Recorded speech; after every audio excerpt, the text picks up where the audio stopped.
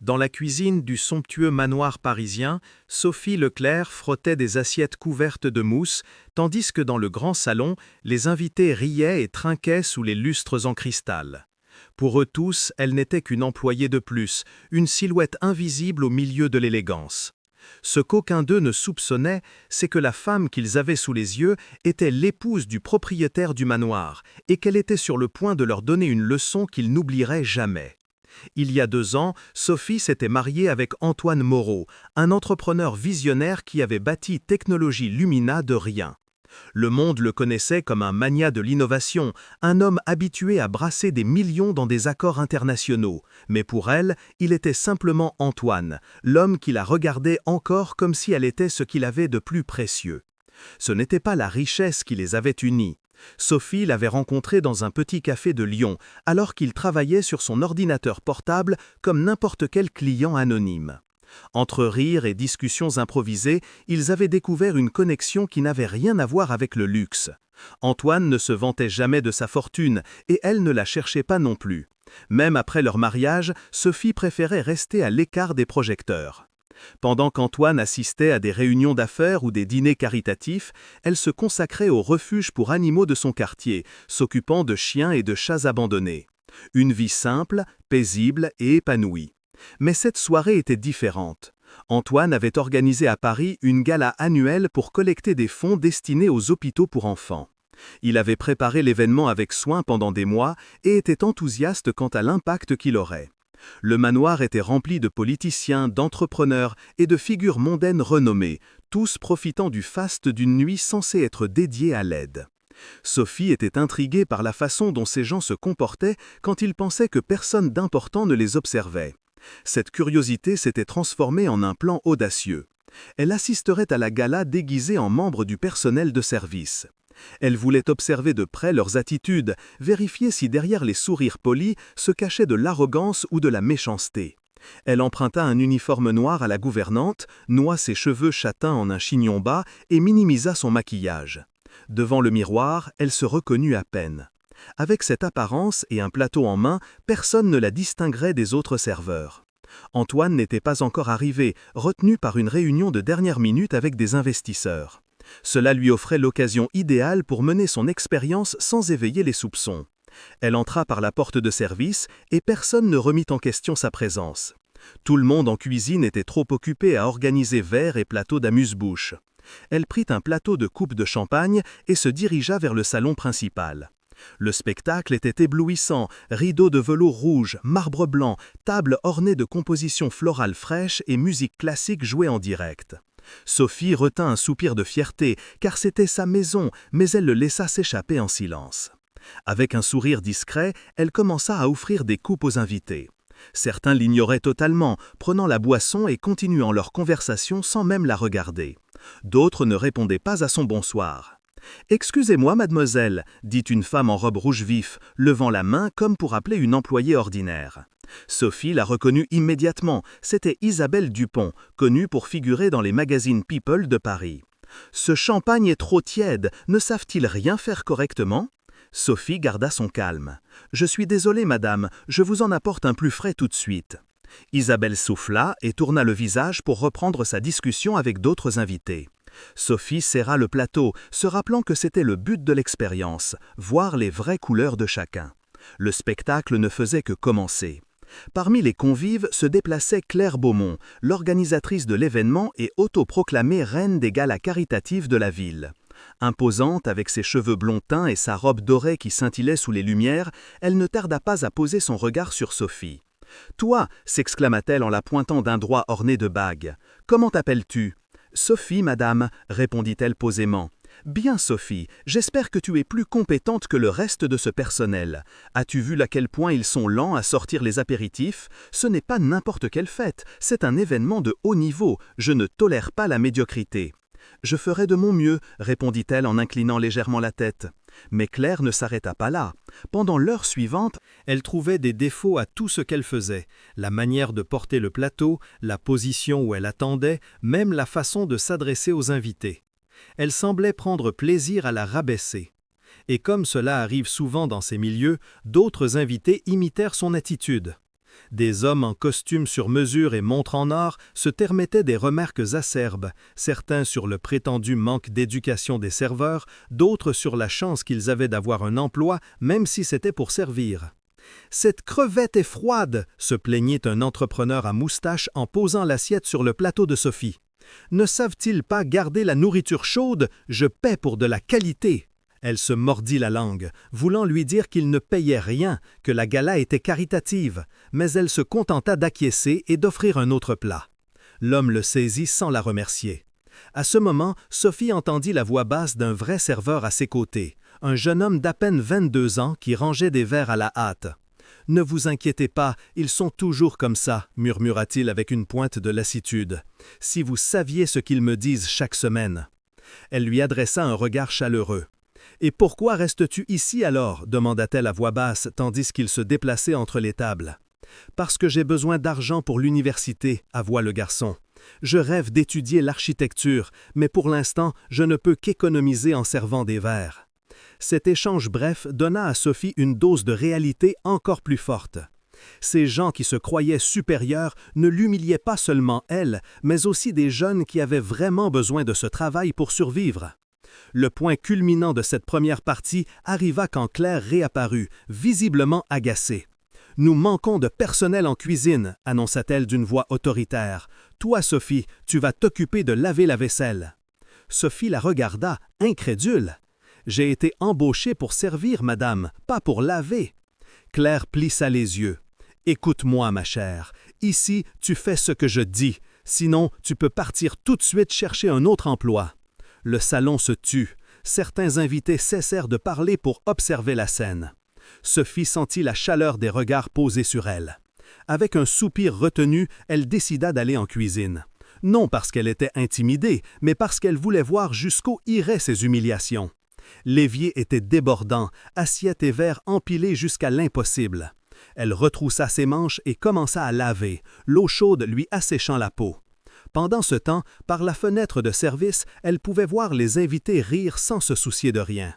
Et alors, comme si la soirée n'avait pas été assez cruelle, Isabelle entra en titubant, coupe en main. « Oh, c'est de l'or en barre » rit-elle en la voyant les mains dans l'eau savonneuse. Regardez la pauvre serveuse reléguée à frotter la vaisselle. Elle n'avait sûrement pas imaginé finir là. Sophie leva les yeux avec sérénité. « Le travail honnête a toujours de la valeur, madame. » Isabelle éclata d'un rire moqueur. « Travail honnête, c'est ce que font ceux qui n'ont ni talent ni beauté pour mieux.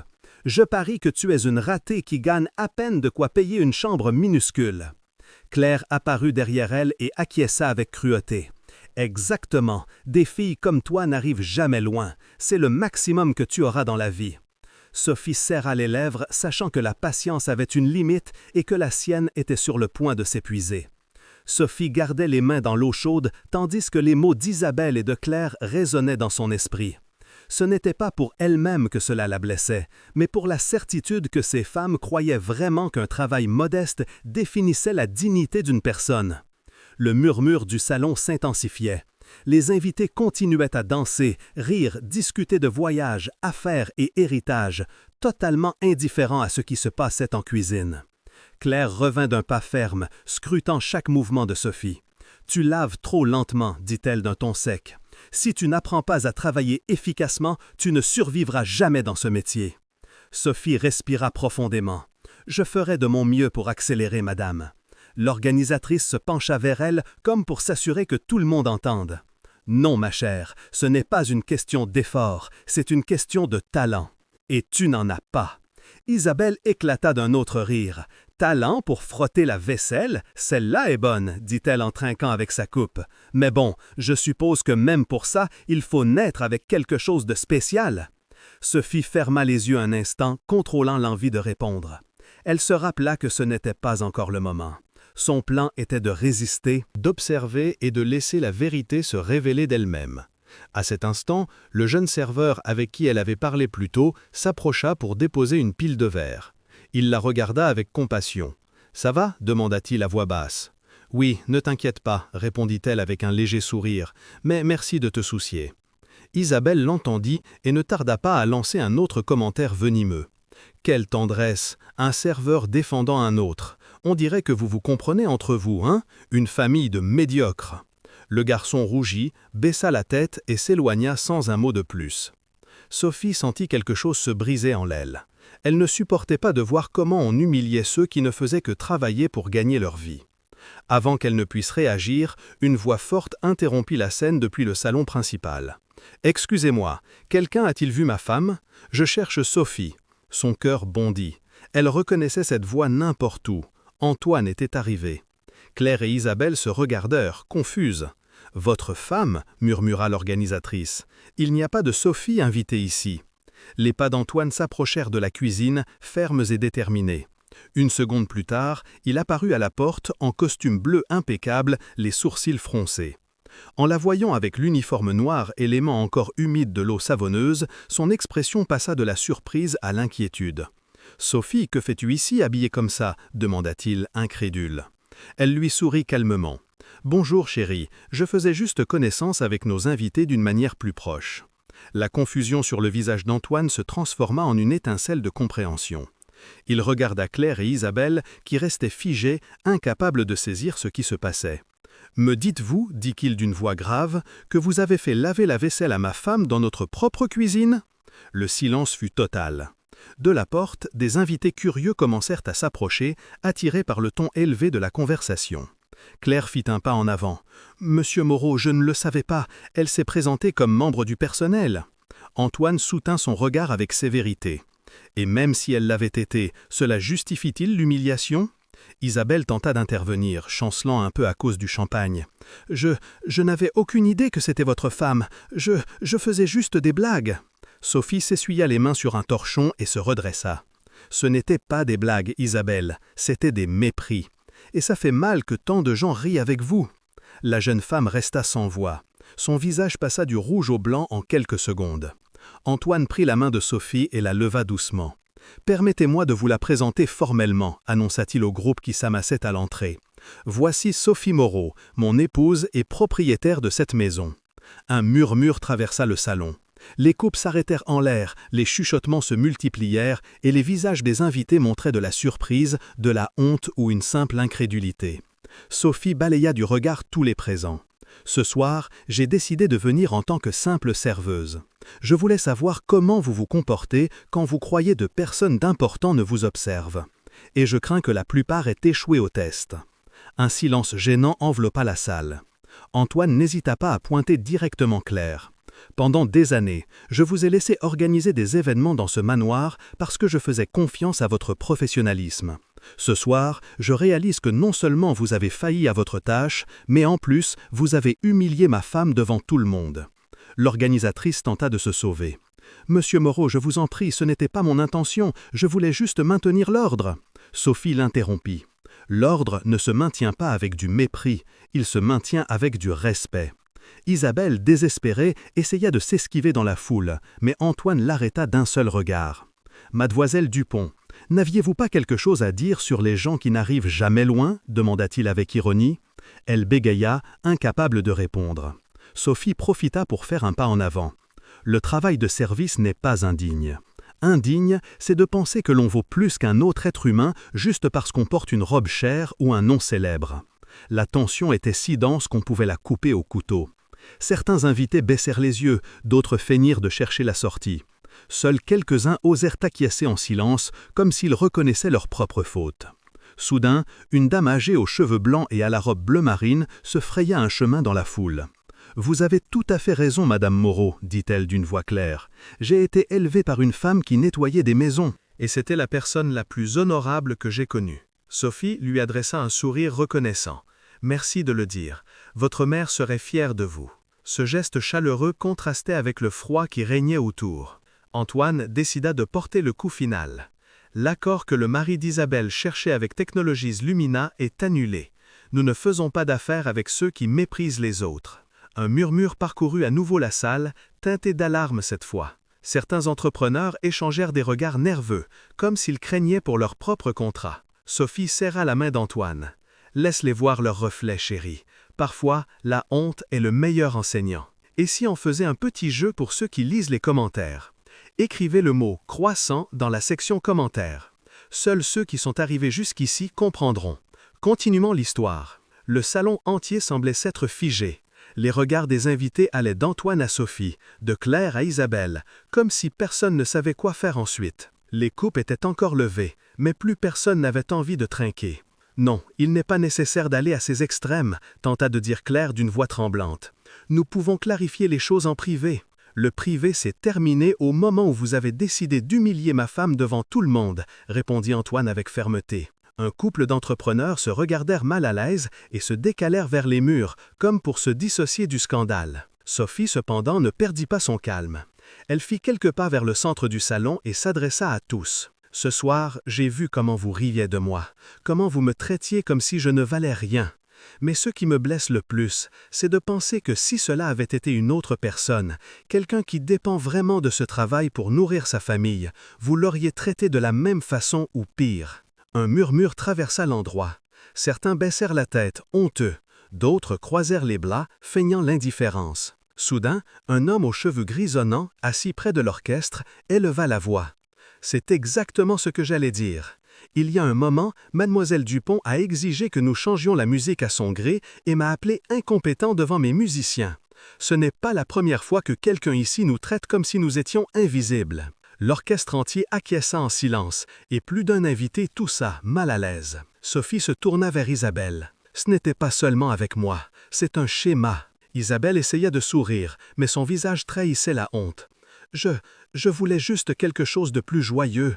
Je n'ai pas pensé qu'il le prendrait si sérieusement. » Les mots blessent, dit Sophie avec douceur, et quand ils sont dits avec arrogance, ils blessent doublement. Antoine profita du silence. Je veux que tout le monde comprenne quelque chose. La gala de ce soir est pour aider des enfants qui n'ont pas les opportunités que nous avons. Beaucoup de leurs parents travaillent dans des métiers comme ceux que vous avez méprisés. Avec quel culot osez-vous trinquer à la charité tout en méprisant ceux qui représentent le vrai effort? Un applaudissement spontané surgit du coin où se trouvait la dame âgée à la robe bleu marine. « Bien dit, affirma-t-elle d'une voix claire. Je suis lasse de voir tant d'hypocrisie. » La tension se brisa un peu, et plusieurs invités commencèrent à murmurer des excuses. Une femme aux cheveux châtains, jusqu'alors silencieuse, s'avança. « J'avoue que je vous ai traité avec indifférence moi aussi. Il n'y a pas d'excuses. Pardonnez-moi, Madame Moreau. » Sophie acquiesça avec bienveillance. « L'important, c'est d'apprendre. Personne n'est parfait, mais nous pouvons tous changer. » Au milieu de cette vague de malaise, un homme robé sa moustache se leva, le même qui avait râlé sur les crevettes froides plus tôt. « Je ne vois pas pourquoi tant de bruit, grogna-t-il. Chacun occupe la place qui lui revient. C'est comme ça depuis toujours. » Antoine le fixa. « C'est précisément cette mentalité que nous voulons éradiquer. Et si vous ne la partagez pas, la porte est ouverte. » L'homme pâlit, regarda autour de lui en quête de soutien, mais personne ne le suivit. Finalement, il prit son manteau et partit d'un pas maladroit. L'atmosphère changea. Ceux qui se sentaient supérieurs quelques minutes avant paraissaient maintenant petits, piégés dans leur propre malaise. Certains s'approchèrent de Sophie pour offrir des excuses. D'autres gardèrent simplement le silence, trop honteux pour parler. Le jeune serveur qu'Isabelle avait humilié s'approcha avec prudence. « Merci, Madame Moreau. Personne n'avait jamais dit quelque chose comme ça devant tout le monde. » Sophie lui prit la main avec chaleur. « Continue à rêver d'être architecte. Ne laisse personne te faire sentir inférieur. » Le garçon sourit, les yeux embués, et se retira sous des applaudissements discrets de quelques invités. Antoine regarda sa femme avec fierté. « Tu as fait plus pour ces gens en une soirée que bien des leçons d'étiquette en toute une vie. » Sophie soupira. « J'espère qu'ils changeront vraiment. » Le silence qui suivit était différent, non de malaise, mais de réflexion. C'était comme si les murs du manoir avaient absorbé une vérité que personne ne pouvait ignorer. Un invité qui n'avait pas ouvert la bouche jusqu'alors leva sa coupe. « Je propose un toast, mais sincère cette fois, à la dignité de toutes les personnes, quel que soit leur métier. » Certains le suivirent d'un timide santé, d'autres effleurèrent d'à peine leur verre, mais le geste suffit à détendre l'atmosphère. Sophie savait que ce qui s'était passé ne s'oublierait pas facilement. Cette gala qui avait commencé par des rires superficiels s'était transformée en un miroir où tous se voyaient reflétés et plus d'un n'était pas content de ce qu'il voyait. La gala avait complètement changé de ton. Ce qui avait commencé comme une célébration ostentatoire s'était mué en une scène chargée de tension. La musique continuait, mais à peine audible. Certains invités partaient en hâte, d'autres tentaient des excuses, et quelques-uns feignaient que rien ne s'était produit. Claire resta debout, raide, comme si le sol l'engloutissait. Elle avait perdu le contrôle de l'événement et le savait. Pendant des années, elle s'était vantée d'être l'organisatrice de confiance des familles les plus riches de Paris, mais cette soirée suffisait à comprendre que sa réputation s'était effondrée. Isabelle, quant à elle, était passée de l'arrogance à l'humiliation totale. Elle chercha du soutien dans son cercle d'amis, mais ceux-ci l'évitaient comme si sa présence était contagieuse. Quelqu'un murmura que son mari, propriétaire d'investissements mentiers, ne serait pas content du tout en apprenant ce qui s'était passé. Antoine, d'un pas ferme, conduisit Sophie de retour au centre du salon, lui prit la main et éleva la voix pour que tous entendent. Cette gala a été organisée pour aider les enfants les plus vulnérables. Qu'il soit clair que nous ne permettrons pas que le mépris et l'arrogance souillent un but si noble. Les applaudissements furent timides au début, mais grandirent peu à peu. Certains le firent avec sincérité, d'autres juste pour ne pas mal paraître. Mais le message était clair. L'hôte avait parlé et personne n'oserait le contredire. La dame âgée à la robe bleu marine s'approcha de Sophie. « Merci de nous rappeler ce qui compte vraiment, ma chère. » Elle lui prit les mains avec chaleur. Parfois, il faut un choc de réalité pour se réveiller. Sophie lui sourit, reconnaissante. « Merci à vous d'avoir élevé la voix quand personne d'autre n'osait. » Peu à peu, les invités commencèrent à se retirer. Les murmures sur ce qui s'était passé se répandaient comme une traînée de poudre. Certains assuraient que le nom de Claire serait terni, d'autres qu'Isabelle et son mari subiraient le rejet de plusieurs cercles sociaux. Personne ne voulait être associé à ceux qui avaient méprisé la propriétaire même du manoir. Quand les portes se fermèrent enfin et que l'orchestre se tut, Antoine et Sophie restèrent seuls au milieu du salon. Elle respira profondément, comme si elle relâchait d'un coup tout le poids de la soirée. « Je n'imaginais pas que ce serait si dur », confia-t-elle en portant une main à sa poitrine. « Il y a eu des moments où j'ai voulu tout abandonner et enlever cet uniforme. » Antoine l'enlaça tendrement. « Et pourtant, tu as tenu. Ça te rend plus forte que tu ne le crois. » Elle posa son front sur son épaule. « Ça me blessait de voir comment il traitait le jeune serveur, le directeur d'orchestre, quiconque il considérait comme inférieur. Ce n'était pas seulement avec moi, c'était avec tout le monde. » « C'est la réalité que beaucoup vivent chaque jour, » répondit Antoine. « Et ce soir, grâce à toi, plus d'un a été forcé de se regarder dans le miroir. » Ils restèrent en silence, écoutant l'écho de leurs propres mots dans le salon vide. Dehors, les lumières de Paris brillaient avec leur indifférence habituelle. Mais à l'intérieur du manoir, quelque chose avait changé. Le lendemain, les journaux titraient en gros sur le scandale. La propriétaire du manoir se fait passer pour serveuse et démasque l'hypocrisie de la haute société parisienne. D'autres écrivaient « Affaire millionnaire en péril après humiliation à la gala caritative ». D'autres écrivaient « Affaire millionnaire en péril après humiliation à la gala caritative ». Des photos prises par des reporters et partagées sur les réseaux sociaux étaient déjà virales. On y voyait Sophie en uniforme noir frottant la vaisselle, puis révélant qui elle était vraiment devant tout le monde. Le contraste était si fort que personne ne pouvait s'empêcher d'en parler. La réputation de Claire s'effondra en quelques heures. Plusieurs familles annoncèrent publiquement qu'elles ne feraient plus appel à ses services. Et dans le cercle exclusif des organisateurs d'événements, son nom devint synonyme d'arrogance. Isabelle et son mari ne s'en tirèrent pas mieux. Avec l'annulation de l'accord avec Technologies Lumina, d'autres entreprises rejoignirent le boycott. En quelques semaines, Investissement Mentier commença à perdre des contrats importants. Ce qui aurait pu être un coup mineur devint une crise pour la famille Dupont. Sophie, cependant, ne se réjouissait pas des malheurs d'autrui. Tout en prenant un café avec Antoine en cuisine, elle commenta à voix basse. « Je ne me réjouis pas qu'ils souffrent. Ce que je voulais, c'était leur montrer comment on se sent de l'autre côté. » Antoine caressa sa main. « Ce n'est pas ta faute. Leurs actions ont amené les conséquences. Tu n'as fait que placer un miroir devant eux. » Elle soupira. « Peut-être, mais je me demande s'ils sont appris quelque chose. »« Certains, oui, » répondit-il, en pointant une pile de lettres arrivées ce matin-là. « Regarde. » Sophie ouvrit une enveloppe au hasard. C'était une note d'un invité qui s'excusait pour son attitude et remerciait pour la leçon. Une autre disait qu'il avait décidé de donner plus d'argent à la cause des hôpitaux. Une troisième confessait s'être senti honteux et qu'à partir de maintenant, il traiterait avec respect tout travailleur croisé sur son chemin. « Peut-être que ça en valait la peine après tout, » murmura-t-elle, avec un sourire doux. Antoine la regarda avec fierté. Sans aucun doute. L'après-midi tomba sur Paris et la nouvelle continuait à se propager dans chaque coin de la ville. Les cafés, les bureaux et les rues bruissaient de l'épouse du magnat qui avait décidé de porter un uniforme de serveuse pour démasquer les hypocrites. Sophie, assise près de la fenêtre, observait la ville avec la certitude que cette soirée n'avait pas seulement changé la perception que les autres avaient d'elle, mais aussi la façon dont beaucoup verraient ceux qui travaillent jour après jour sans reconnaissance. Et au fond de son cœur, elle comprenait que c'était la vraie victoire. Posons un instant. Faisons une autre blague pour ceux qui ne regardent que la boîte de commentaires. Écrivez le mot baguette. Ceux qui sont arrivés jusqu'ici comprendront la plaisanterie. Continuons l'histoire. Le matin suivant la gala, le manoir était calme.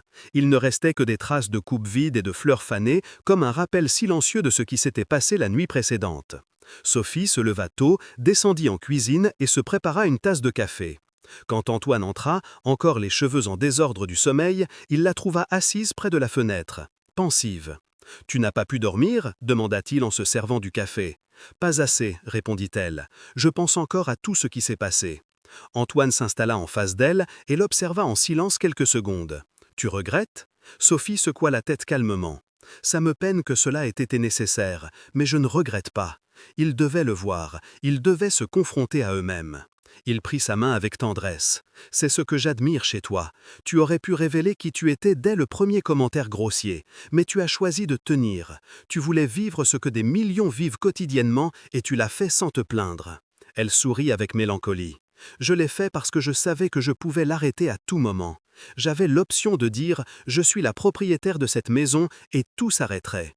Mais les gens qui travaillent comme serveurs, cuisiniers ou nettoyeurs n'ont pas cette option. Ils ne peuvent pas échapper au mépris. Antoine serra un peu plus sa main. Et c'est là la différence.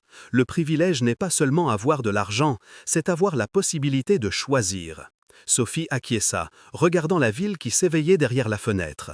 Je le sais, et je crois que hier soir, plus d'un a compris quelque chose qu'il n'avait jamais considéré. Sur la table, les lettres et messages arrivés tôt ce matin s'empilaient encore.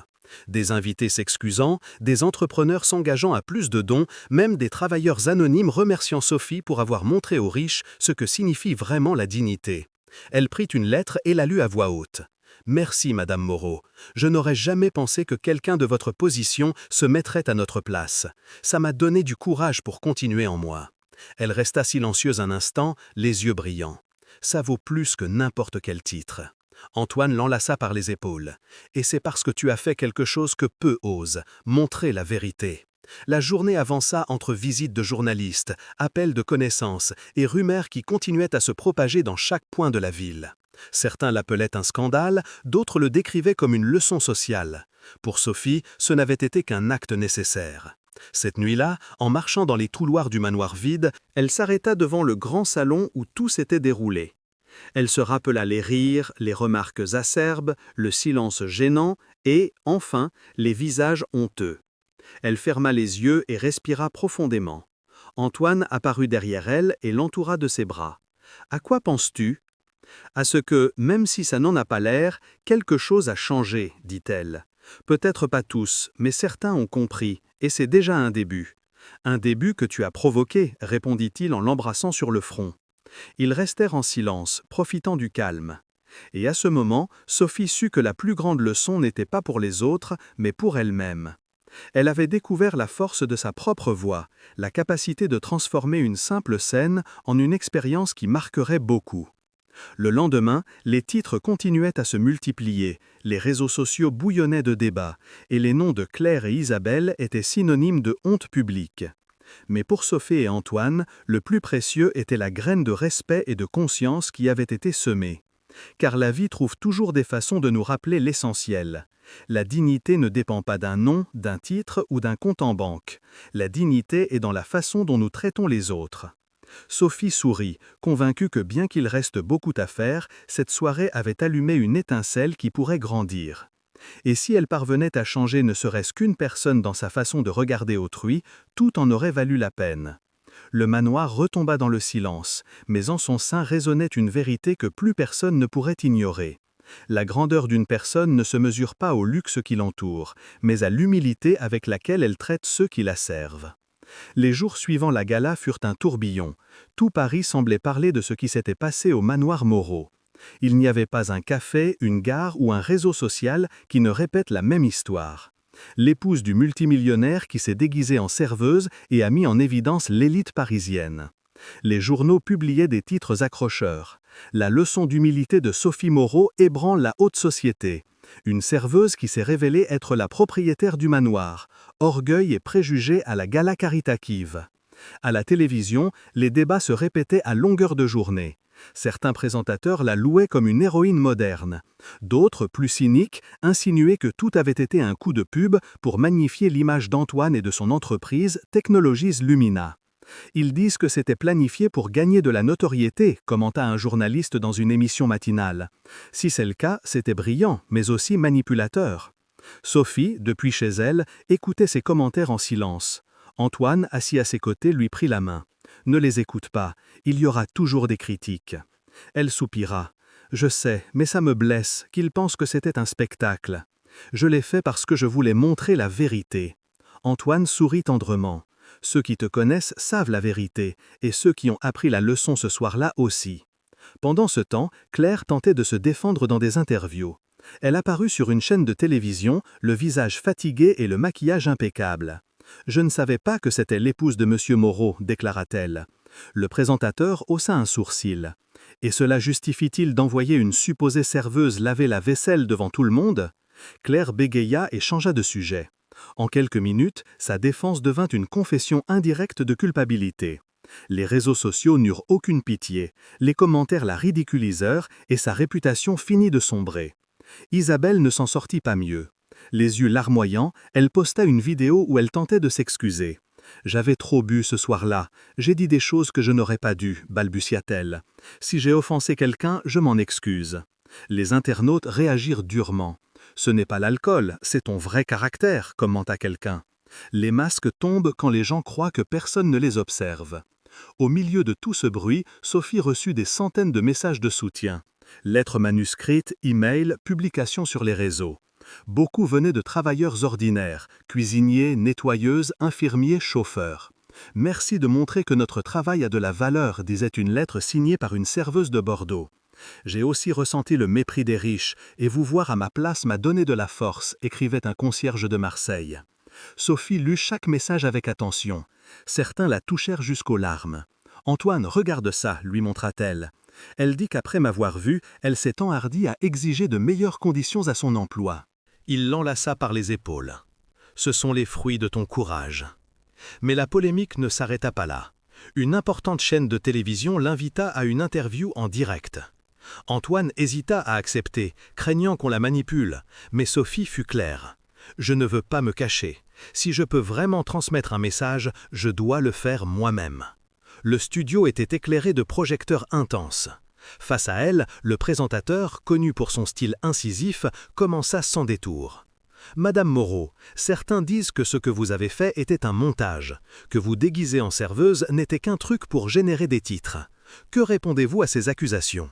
Sophie le regarda sereinement. « Je n'ai pas besoin de titres. Je vis tranquillement, loin des caméras. Je l'ai fait parce que je voulais montrer comment on traite ceux qu'on considère invisibles. Et ce que j'ai vu ce soir-là était douloureux, mais nécessaire. » Le présentateur tenta de la pousser. « Mais ne pensez-vous pas que c'était cruel de faire une expérience sur des gens qui croyaient être à une gala respectable ?»« Cruel » répliqua Sophie d'une voix ferme. « C'est humilier un serveur qui veut juste travailler. Cruel, c'est mépriser le directeur d'orchestre devant ses musiciens. Cruel, c'est regarder quelqu'un comme s'il n'existe pas juste parce qu'il vous sert une coupe. Je n'ai pas provoqué ces attitudes. Elles étaient déjà là. Je me suis juste placé où tout le monde pouvait les voir. » Le silence dans le studio fut immédiat. Même le présentateur sembla à court d'arguments. Après quelques secondes, il murmura « Vous avez un point. » La diffusion devint virale. Le calme et la fermeté de Sophie en firent un cymbale d'intégrité. Des milliers de commentaires la qualifièrent de voix des invisibles. En rentrant chez elle, Antoine l'attendait avec un sourire fier. « Tu as géré ça à la perfection. Non seulement tu as fermé des bouches, mais tu as ouvert des yeux. » Sophie se laissa tomber sur le canapé, épuisée mais satisfaite. « J'espère que ce ne sont pas que des mots. Je veux que les gens s'en souviennent la prochaine fois qu'ils voient un travailleur de service. » Antoine l'enlaça. « Crois-moi, tu as déjà semé la graine. » Cette nuit-là, tandis que Paris dormait, Sophie comprit que ce qui avait commencé comme une expérience personnelle était devenu un mouvement bien plus grand qu'elle ne l'avait imaginé. Plusieurs semaines passèrent et la tempête médiatique commença à s'apaiser. Pourtant, l'écho de ce qui s'était passé à Paris résonnait encore. Dans les réunions mondaines, les cafés de quartier et les universités, on parlait de la leçon Moreau.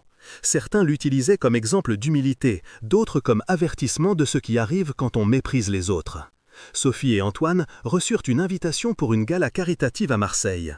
Ils hésitèrent d'abord, craignant que la soirée ne devienne un autre spectacle, mais finirent par accepter. Ils voulaient vérifier si, après ce qui s'était passé, quelque chose avait changé. Le salon choisi était moins imposant que leur manoir parisien, mais décoré avec goût. À peine arrivée, Sophie nota la différence. Les serveurs étaient salués avec des sourires. Certains invités remerciaient pour chaque coupe, et même le directeur d'orchestre fut présenté sous des applaudissements respectueux. « Tu le remarques » murmura Antoine en se penchant vers elle. « Oui » répondit Sophie. « On dirait qu'ils ont vraiment appris. » Parmi les visages connus, Sophie reconnut plusieurs de ceux qui avaient été à leur gala. Cette fois, ils s'approchèrent pour la saluer avec humilité. Une femme qui l'avait ignorée auparavant lui dit à voix basse « Merci pour ce que vous avez fait. Depuis cette nuit-là, j'essaie de me rappeler que chaque personne mérite du respect. » Sophie sourit. C'est le vrai changement. Tandis qu'elle conversait avec quelques invités, elle sentit une tape timide sur son épaule. En se retournant, elle fut surprise. Là se tenait le jeune serveur avec qui elle avait parlé dans sa propre cuisine des semaines plus tôt. Il portait un costume simple, pas un uniforme. « Vous » s'exclama Sophie, incrédule. Le garçon sourit nerveusement. « J'ai obtenu une bourse pour étudier l'architecture à Marseille. Un des entrepreneurs qui était à votre gala m'a contacté après et m'a offert son soutien.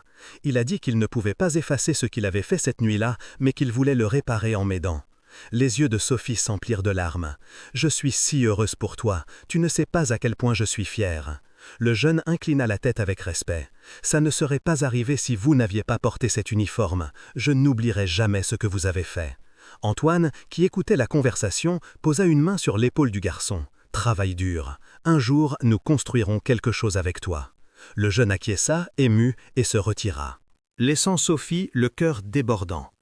La soirée avança dans une atmosphère différente de celle de la gala parisienne. Il n'y avait pas d'arrogance, mais un air de réflexion. Les discours parlèrent d'égalité, de respect, de comment la vraie charité commence par de petits gestes. À un moment, le présentateur de l'événement demanda à Sophie quelques mots. Elle ne l'avait pas prévu, mais se leva et marcha vers le podium d'un pas assuré. « Il y a peu, j'ai vécu une expérience qui m'a marquée, dit-elle d'une voix claire. Je me suis mise un uniforme de serveuse et j'ai découvert comment certains traitent ceux qu'ils croient inférieurs. C'était douloureux, mais aussi révélateur. Ce que j'ai appris, c'est que le respect ne se prêche pas avec des discours ni des dons millionnaires. Le respect se démontre au quotidien, quand on salue celui qui nous sert une tasse de café, quand on remercie celui qui nettoie le sol que l'on foule, quand on traite avec dignité tout être humain. » Un applaudissement sincère inonda le salon. Sophie sourit et pendant un instant, elle comprit qu'elle ne parlait pas seulement au présent, mais à tous ceux qui, dans un coin du pays, suivaient encore son histoire.